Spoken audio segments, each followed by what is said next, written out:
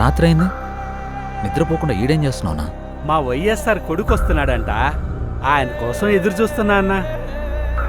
కాదన్నా, మీ వైఎస్ఆర్ కొడుకు వచ్చి నీ ముందు నిల్చున్నా నీకు కనపడదు కదనా? అన్నా, నాకు ఆయన కనపడకపోయినా నేను ఆయనకి కనపడతా కదన్నా. నాలాంటోళ్ళు ఆయన వెనకాలన్నామని తెలియడానికే నేను ఇక్కడ ఉన్నానన్నా.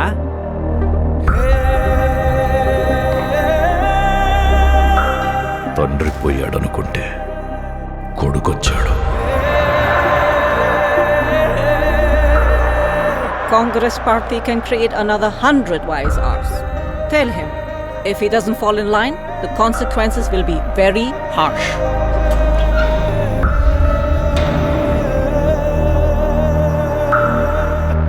ఉన్నదంతా పోయినా పర్వాలేదు అని తెగించిన జగన్ లాంటోడితో యుద్ధం చేయడం మనకే నష్టం మేడం.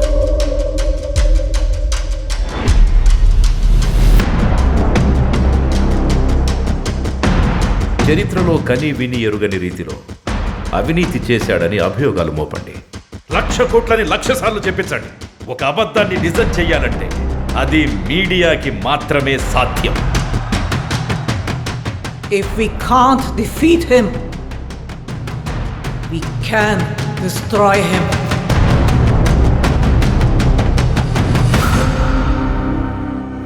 చరిత్ర నన్ను గుర్తుపెట్టుకుంటుందో లేదో నాకు అనవసరం అన్నా, కానీ ఒకవేళ గుర్తుపెట్టుకుంటే తండ్రి కోసం ఇచ్చిన మాట తప్పని కొడుకుగా మీరన్నా ఆ చరిత్ర గుర్తుపెట్టుకుంటే చాలన్నా.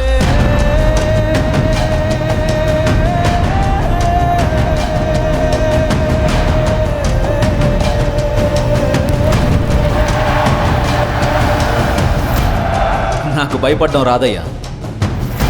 నేనేంటో, నా రాజకీయం ఏంటో మీకింకా అర్థం కాకపోవచ్చు, కానీ ఒక్కటి గుర్తుపెట్టుకోండి, నేను వైఎస్ రాజశేఖర్ రెడ్డి కొడుకుని.